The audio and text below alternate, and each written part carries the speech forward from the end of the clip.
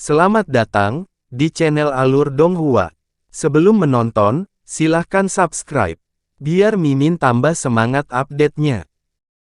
Sama seperti aura Gong Su Hong tidak stabil karena penghancuran inkarnasi Dewa Bumi, raungan keras datang dari bawah. Yang terjadi selanjutnya adalah gelombang suara putih besar. Itu seperti gelombang mengamuk yang menghantam pantai. Itu adalah raungan Fajra yang telah diubah oleh Han Li. Dimanapun gelombang suara putih lewat, kehampaan menjadi buram dan terdistorsi. Seolah-olah seluruh ruang akan runtuh. Kuali berwarna merah darah yang melayang di udara bergetar hebat di bawah pengaruh gelombang suara. Itu bergetar untuk waktu yang lama. Bahkan riak kekuatan hukum yang dipancarkan darinya menunjukkan tanda-tanda kekacauan. Pada saat ini, raungan naga yang keras datang dari kuali merah darah. Kemudian, dengan gemuruh, cahaya merah di atas kuali bergetar dan meledak, berubah menjadi kabut darah dalam jumlah besar. Kemudian, naga api panjang yang panjangnya lebih dari 30 meter muncul dari kabut darah, memutar tubuhnya di udara dan menukik ke arah Gong Su Hong. Beraninya kau menghancurkan inkarnasi Dewa Bumiku dan menghancurkan fondasi kultivasiku. Aku ingin kalian semua mati bersamaku, Gong Su Hong meraung marah. Kemudian, ekspresi gila muncul di wajahnya. Begitu dia selesai berbicara, cahaya darah di sekelilingnya bersinar terang. Tubuhnya dengan cepat membengkak seperti gelembung. Aura kehancuran yang mengerikan datang dari dalam. Saat Han Li melihat ini, ekspresi serius muncul di matanya. Tubuhnya segera kembali ke bentuk manusia. Dia melambaikan tangannya dan menyingkirkan esens Flame Fury Bird. Ketika naga api Jiao San melihat ini, ia berbalik dan berputar di sekitar Gong Su Hong. Sisik di tubuhnya bersinar terang. Api merah tak berujung melonjak keluar dan segera menyelimuti danau darah. Kemudian, teratai merah menyala muncul di udara dan mekar. Gelombang kekuatan hukum yang membara langsung menyebar. Seolah-olah dunia independen telah tercipta di gua bawah tanah ini. Domain roh. Saat Han Li merasakan perubahan di sekitarnya, matanya langsung berbinar. Pada saat ini, seberkas cahaya seterang matahari keluar dari gua bawah tanah. Tubuh Gong Su Hong, yang tumbuh puluhan kali lebih besar, meleleh seperti salju berdarah dalam cahaya ini. Gelombang ledakan dahsyat bergema tanpa henti, dan seluruh pulau di tengah danau darah runtuh sedikit demi sedikit. Itu langsung ditelan oleh cahaya, dan berubah menjadi debu yang menghilang menjadi ketiadaan. Gelombang kekerasan Qi menyebar ke segala arah, menciptakan lingkaran gelombang kejut yang hebat. Itu mengguncang seluruh gua hingga bebatuan hancur dan runtuh satu demi satu, dan sejumlah besar air danau mulai mengalir dari segala arah. Di atas gua, kota Scarlet Moon runtuh dengan suara gemuruh, berubah menjadi tumpukan reruntuhan. Saat ini, di dalam gua, ada area yang diselimuti cahaya hijau yang sama sekali tidak rusak. 8 cangkang kura-kura besar berbentuk intan melayang di atas area itu. Ketika terhubung satu sama lain, berubah menjadi layar cahaya hijau tua berbentuk oval. Itu tidak bergerak bahkan 1 inci pun dalam getaran hebat. Di dalam layar cahaya, Han Li, yang telah mengaktifkan garis keturunan kura-kura hitam, mengenakan baju besi berwarna hijau tua dengan ular sanca bercokol di atasnya. Dia melihat sekeliling dengan tenang. Di ruang sekitarnya, aura yang menghanguskan tidak berkurang sama sekali. Teratai merah menyala yang bermekaran di semua tempat terus memancarkan gelombang aura aneh yang menangkal energi kekerasan. Tidak jauh dari situ, Jiao San telah berubah menjadi wujud manusianya dan sedang duduk di atas teratai merah menyala yang besar. Tubuhnya diselimuti lapisan cahaya merah keemasan. Tangannya terus-menerus membentuk segel tangan, dan ekspresinya serius saat dia mengaktifkan domain rohnya dengan sekuat tenaga. Setelah sekitar 15 menit, getaran di dalam gua perlahan mereda. Lebih dari separuh teratai merah menyala telah menghilang, dan domain roh Jiao San juga perlahan menghilang. Saat teratai api terakhir di udara menghilang, Jiao San turun dari langit dengan ekspresi sedikit lelah. Melihat hal tersebut, Han Li segera menyingkirkan cangkang kura-kura yang ada di sekitarnya. Dia menangkupkan tangannya ke arah Jiao San dan berkata, "Selamat Tuan Jiao San karena berhasil membunuh Tuan Pulau Bulan Merah, Gong Su Hong. Jiao 15, setengah dari pujian untukmu karena telah membunuh iblis ini." Mendengar ini, Jiao San menatap Han Li dalam-dalam. Pada saat ini, matanya tidak lagi acuh seperti saat pertama kali bertemu. Sebaliknya, ada sedikit kekaguman yang tidak dia coba sembunyikan. "Tuan Jiao San, Anda terlalu baik. Saya hanya melakukan sedikit, dan saya tidak berani mengambil pujian atas apa yang saya lakukan." Han Li mendengar ini dan tersenyum. Tidak perlu rendah hati. Aliansi Anika selalu menghormati kekuatan. Jika kekuatan seseorang tidak cukup dan mereka menginginkan keuntungan yang tidak realistis, bahkan jika mati, mereka tidak dapat menyalahkan orang lain. "Apakah kamu mengerti?" Jiao San melambaikan tangannya dan berbicara dengan makna yang mendalam. "Saya akan mengingat ajaran Anda."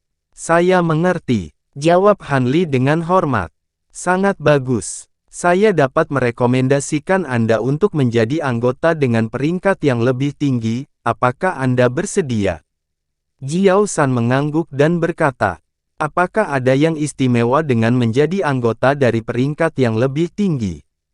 Jika saya perlu melakukan tugas yang lebih sulit, saya tidak akan berani setuju."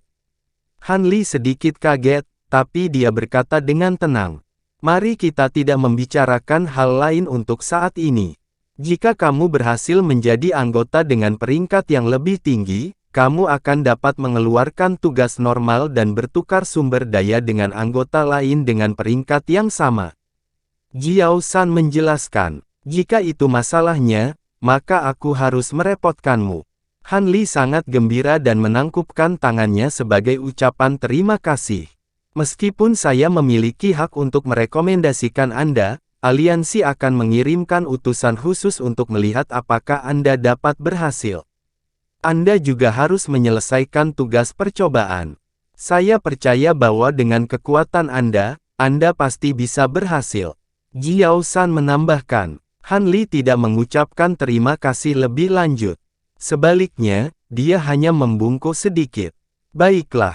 Karena masalah ini sudah selesai, saya harus tinggal di pulau selama beberapa hari lagi untuk menyelesaikan beberapa pekerjaan. Pulau Bulan Merah telah diwariskan sejak lama dan telah mengumpulkan banyak kekayaan. Anda dapat pergi dan mencarinya, tetapi ingatlah untuk tidak tinggal terlalu lama." Jiao San melanjutkan. Han Li mengangguk dan mengucapkan selamat tinggal. Tubuhnya berkedip saat dia pergi.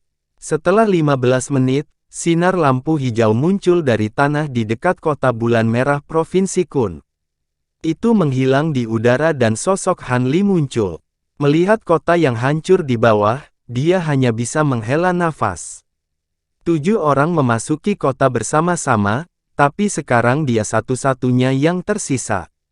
Bahaya dari misi aliansi Anika terbukti. Meskipun Gong Su Hong telah mengorbankan miliaran nyawa dan 4 dewa keliling, yang telah mengikutinya sejak lama, demi kultivasinya, dia bisa dikatakan kejam dan tanpa ampun. Namun, sebagai pemimpin misi ini, Jiao San, juga seseorang yang akan melakukan apapun untuk mencapai tujuannya.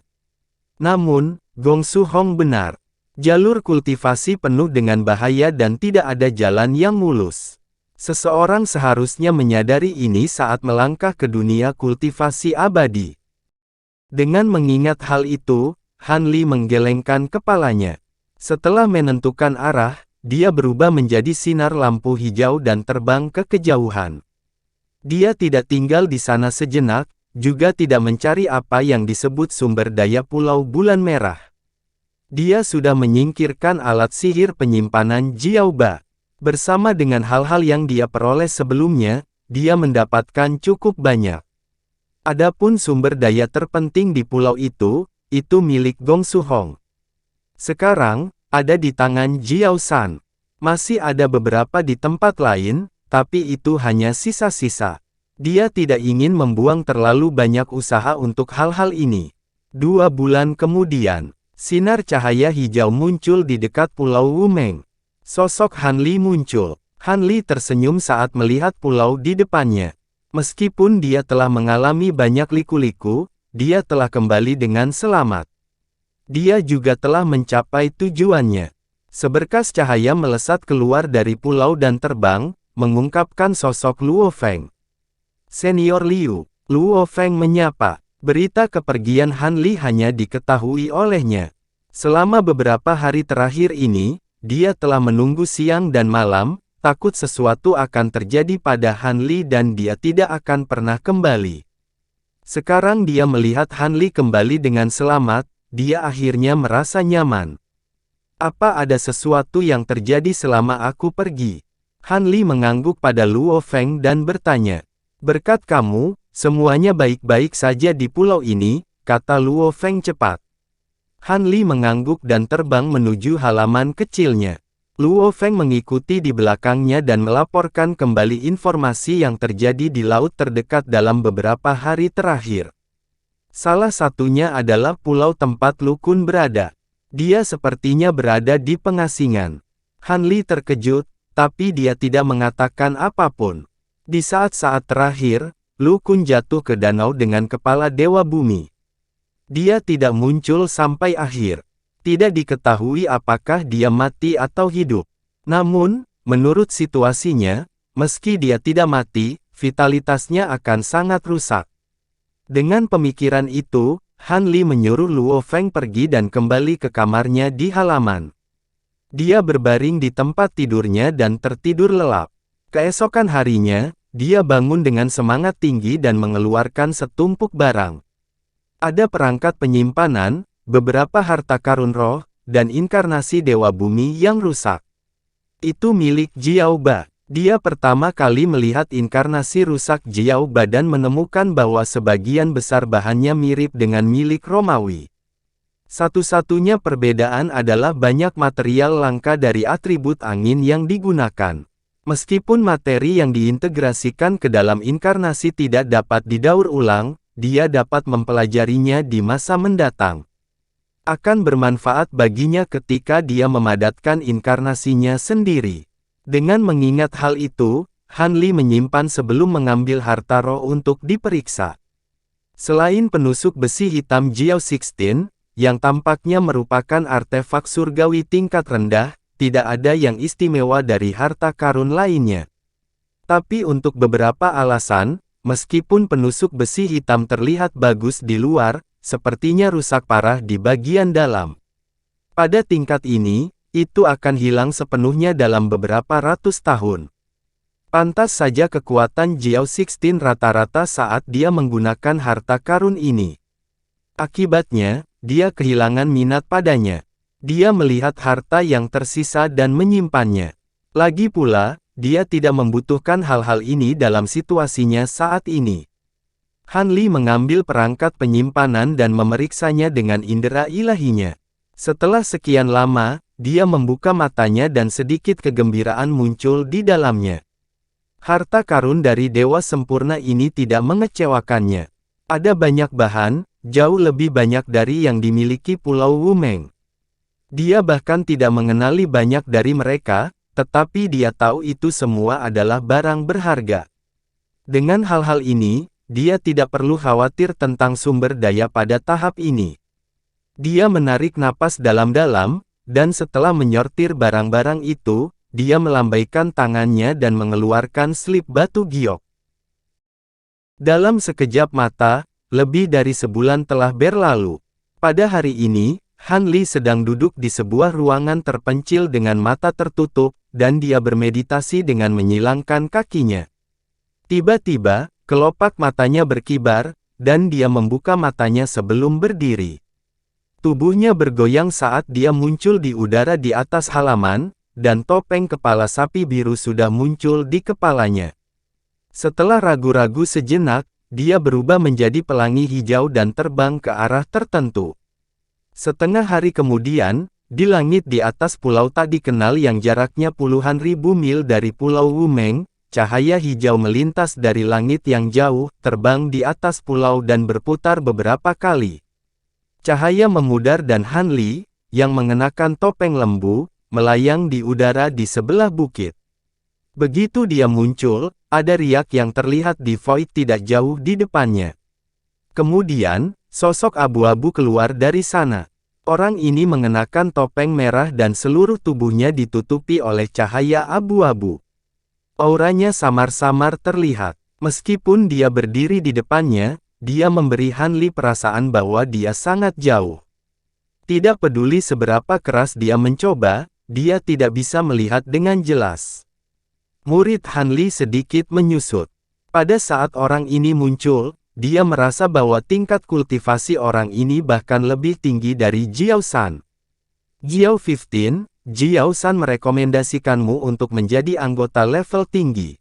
Berdasarkan kontribusimu di masa lalu, itu masih jauh dari cukup.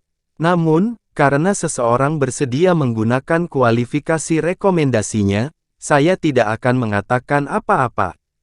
Namun, misi uji coba harus diselesaikan. Sosok abu-abu itu menatap Han Li dan berkata langsung.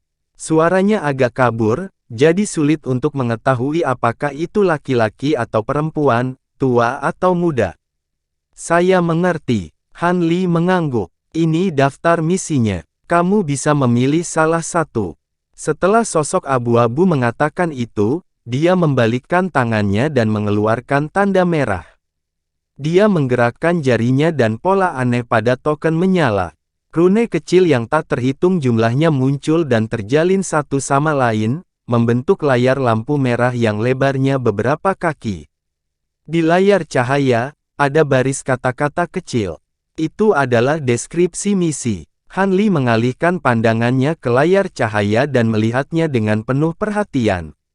Misi ini bervariasi. Beberapa menjaga area berbahaya selama 10.000 tahun, atau memusnahkan hantu iblis yang kuat yang menempati area yang sangat jauh, atau mengumpulkan beberapa harta langka.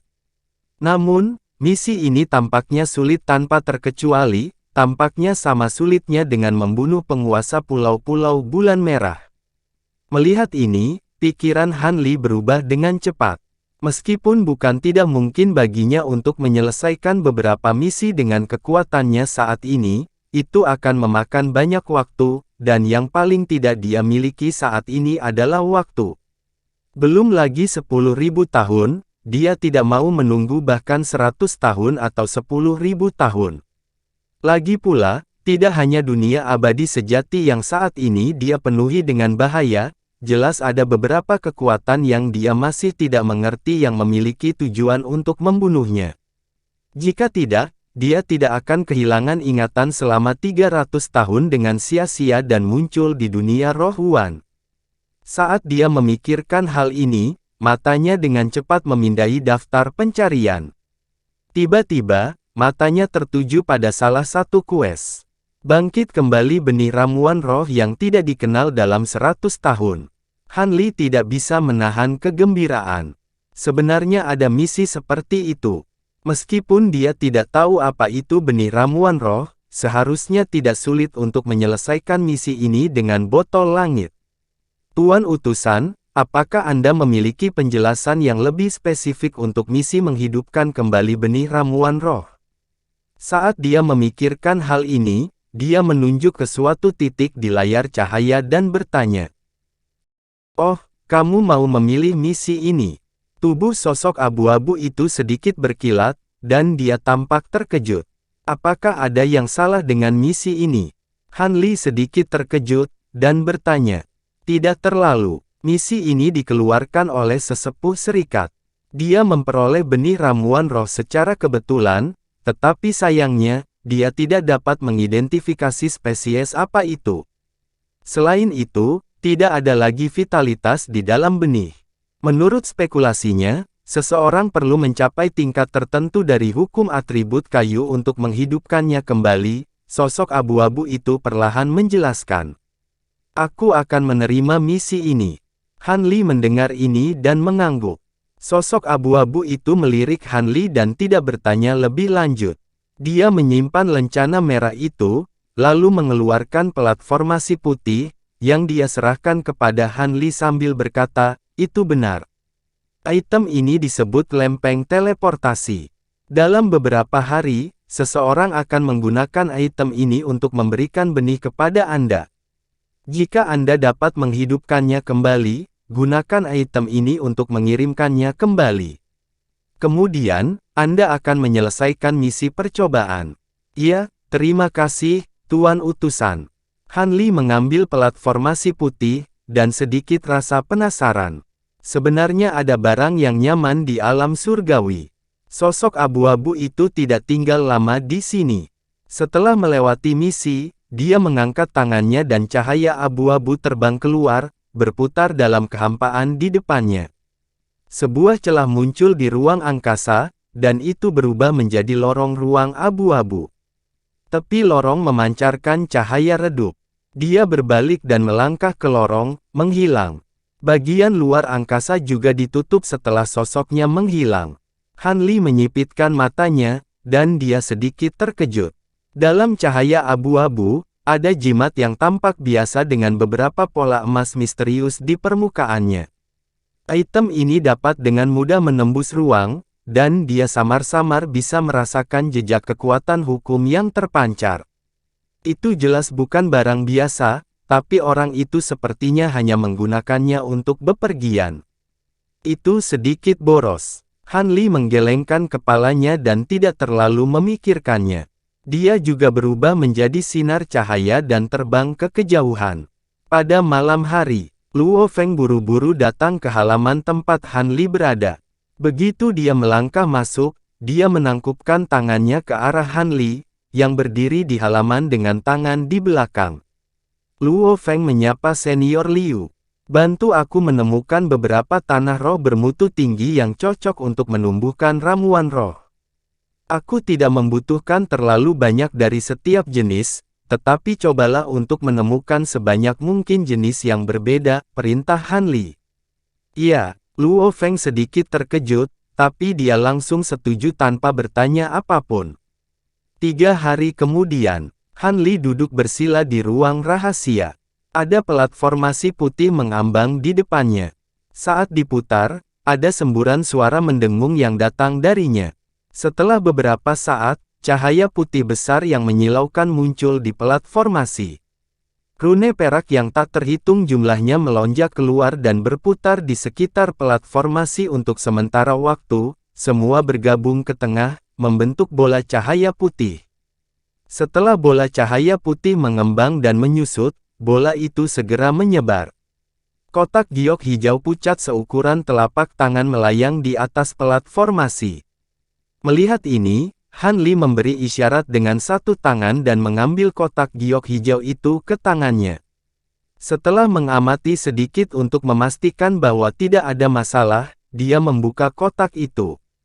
Di dalam kotak itu terdapat biji coklat kekuningan yang hanya sebesar ibu jari. Itu tampak seperti lubang persik dan terlihat biasa saja.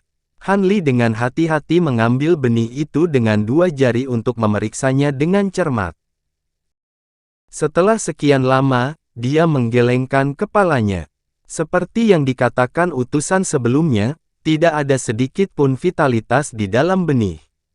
Dan dia benar-benar tidak bisa melihat apa yang istimewa dari benda ini. Itu benar-benar membuat sesepuh yang tampaknya memiliki status tinggi di serikat menghabiskan begitu banyak upaya untuk membangkitkannya. Setelah sedikit ragu, dia mengeluarkan kartu giok dan membuka pintu masuk ke wilayah rahasia. Sosoknya melintas dan memasukinya. Dia langsung berkeliling ke ruang terbuka di belakang gubuk. Dia membalikkan tangannya dan mengeluarkan pot batu giok dan meletakkannya di tanah. Ada tanah berwarna-warni di dalam pot, memancarkan fluktuasi kekuatan spiritual yang kuat. Ini adalah sejenis tanah 5 warna yang dia buat dengan tanah roh yang dikumpulkan Luo Feng. Meskipun tanah roh ini tidak dapat digunakan untuk mengolah semua rumput roh dan obat roh, sebagian besar ramuan roh dapat bertahan dan tumbuh di tanah 5 warna ini. Han Li mengubur benih di tanah roh dan mengeluarkan botol langit. Dia sudah lama tidak menggunakan benda ini, jadi setetes cairan hijau sudah mengembun di dalamnya. Dia meneteskan cairan hijau ke tanah roh, dan dengan cepat meresap ke dalamnya. Dan dia segera duduk bersila, melepaskan indera ilahinya ke dalam benih di tanah roh, dan menutup matanya. Waktu perlahan berlalu, dan setelah sekitar setengah hari, dia tiba-tiba membuka matanya, menunjukkan sedikit kegembiraan. Sekitar 6 jam setelah cairan hijau menetes, jejak vitalitas muncul di biji kuning kecoklatan seperti yang diharapkan, dan perlahan menguat. Melihat ini, Han Li berbalik dan meninggalkan wilayah rahasia. Dia pergi ke halaman kecil, dan setelah meletakkan lapisan pembatas, dia mengeluarkan botol kecil itu dan meletakkannya di tanah. Sekarang sudah larut malam, dan bintang-bintang di langit malam bersinar terang. Ribuan bintang tiba-tiba berkumpul dan menyatu ke dalam badan botol. Waktu berlalu, dan dalam sekejap mata, sebulan telah berlalu, dan botol kecil itu menghasilkan setetes cairan hijau lagi. Han Li segera meneteskan cairan hijau ke dalam benih. Kali ini, pada permukaan benih yang berwarna kuning kecoklatan, jejak warna hijau muda mulai muncul. 5 bulan kemudian, setelah tetes ke-6 cairan hijau, vitalitas benih tampaknya telah pulih hampir 1/5, dan permukaan abu-abu asli juga menjadi setengah abu-abu dan setengah hijau. 3 bulan lagi berlalu. Ketika Han Li meneteskan setetes cairan hijau ke benih, retakan ringan terdengar dan retakan kecil muncul di permukaan benih, memperlihatkan kuncup sepanjang 1 inci. Beberapa akar putih tipis juga muncul dari dasar benih, dan berakar di tanah roh 5 warna. Han Li memandangi bibit hijau di depannya, dan matanya sedikit berkilat. Meskipun dia masih belum tahu jenis benih apa ini, melihat situasi di depannya, jika benda ini tumbuh besar, itu pasti bukan masalah kecil. Benih ini awalnya tidak memiliki vitalitas, dan yang paling sulit membuatnya menghasilkan jejak vitalitas dan mempertahankannya. Sekarang, hampir 1/4 vitalitasnya telah dipulihkan, dan secara bertahap distabilkan. Itu bisa dianggap sebagai kebangkitan. Di masa depan, selama dipindahkan ke tanah roh, ditambah dengan cairan roh atribut kayu yang sesuai, hanya masalah waktu sebelum benar-benar pulih. Tentu saja, tanpa cairan hijau, mungkin kali ini dapat dihitung dalam puluhan ribu tahun, tapi bukan ini yang perlu dipedulikan oleh Han Li. Dia secara alami tidak bermaksud membiarkan benih ini memulihkan vitalitas sepenuhnya, untuk menghindari masalah yang tidak perlu. Saat dia berpikir begitu, dia kembali ke ruang rahasia di halaman kecil. Setelah meletakkan topeng lembu di kepalanya, dia membalikkan tangannya dan mengeluarkan piring giok putih, meletakkan bibit bersama dengan baskom giok di atasnya, dan melambaikan tangannya untuk mengaktifkan batasan di atasnya. Cahaya putih muncul dari pelat batu giok, menyelimuti cekungan batu giok.